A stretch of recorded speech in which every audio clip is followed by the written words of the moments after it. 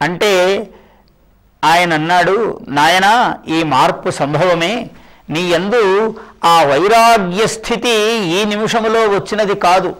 నీవు ప్రతి క్రౌర్యమైన పని చూస్తూ ఉన్నప్పుడు, ప్రతి ప్రాణిని సంహరిస్తూ ఉన్నప్పుడు నీలో ఆ చిట్ట చివరి నిమిషంలో కలుగుతూ ఉన్నటువంటి ఆ వైరాగ్య భావన అంతా గూడు కట్టుకుని ఈ క్షణానికి నీవు ఇంత వైరాగ్య సంపన్నుడవయ్యావు. కానీ నీవు చేసిన పాపము మహత్తరమైనది. అది ఒక పట్టాన పోయే పాపము కాదు. నిన్ను ఏదైనా దానము, ధర్మము, యజ్ఞము ఇట్లాంటివి చెయ్యమని చెబుదామంటే పరమ క్రౌర్య సముపార్జితమైనటువంటి ధనము కదా నీ దగ్గర ఉన్నది అంతా. దాని చేత ఏ సత్కార్యము చేయడానికి వీల్లేదు, చేసినా నిష్ఫలము, పైగా దుష్ఫలము కూడా. ఎందుకంటే అన్యాయార్జితం, న్యాయార్జితమైన విత్తం ఉండాలి. ఒక సత్కార్యము చెయ్యడానికి న్యాయార్జితమైన విత్తము ఉంటే అది ఫలమిస్తుంది, శీఘ్ర ఫలమిస్తుంది, శుభ ఫలమిస్తుంది.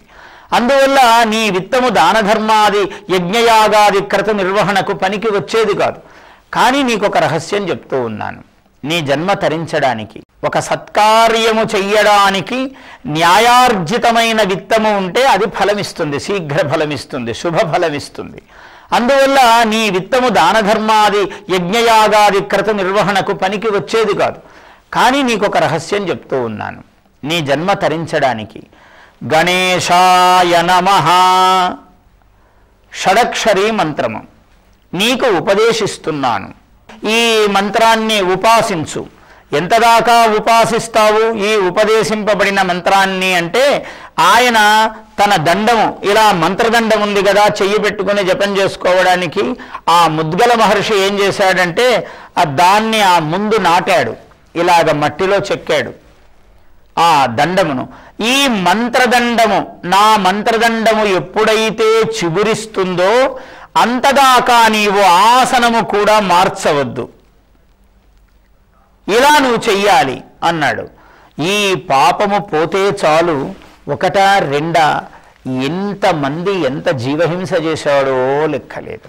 ప్రతి మానవుడు కూడా తన ఆహారము కోసము ఎన్నో రకాల జీవహింసలు చూస్తూ ఉంటాడు రోజు. అటువంటి వాళ్ళందరూ కూడా గణాధిపతి అనుగ్రహము పొందాలి. ఎందుకంటే ఎప్పటికైనా పాపము ప్రక్షాళన కావాల్సిందే. ఎన్నని చంపుతూ పోతావు? నీ కడుపు తినడానికి అన్ని ప్రాణులను చంపాలా? ఒక పండగ రాకూడదు, ఒక పబ్బము రాకూడదు, అది రావటమే దోషము.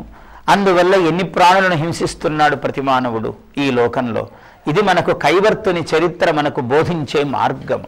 సరే, ఏదైనా కూడా ఒక 1000 సంవత్సరముల పాటు వాడు గణేశాయ నమః, గణేశాయ నమః, గణేశాయ నమః, గణేశాయ నమః, గణేశాయ నమః ఈ షడక్షరీ మంత్రాన్ని చేస్తూ గడిపాడట. చాలా చిన్న విషయమా? 1000 సంవత్సరాలు చేశాడు అంటే మహానుభావుడు. వాడు కావడానికి క్రూరాత్ముడే కావచ్చు. క్రూరాత్ముడజామీళుడు నారాయణయనుచు ఆత్మనందను విలువన్ ఏ రీతి నేలుకొంటివి ఏ రీ నీ సాటి వేల్పులెందును కృష్ణ అన్నాడు కృష్ణ శతకంలో. క్రూరాత్ముడు అజామీళుడు, అజామీళుడు ఆజమీఢ అన్నారు. అటువంటి ఆజమీళుడు వాడు మహాక్రూరుడు. వాడు కొడుకు పేరు నారాయణ అని పెట్టుకున్నాడు. ఆ నారాయణ నారాయణ అని కొడుకును పిలవటంలో వాడు మహాపుణ్యాత్ముడైపోయాడట. చూసారా? ఆపదలోనైనా కూడా వాడొక్కసారి గనక భగవన్నామమును జపించినాడంటే ప్రామాదికముగా కూడా వాడు పుణ్యాత్ముడవుతాడు.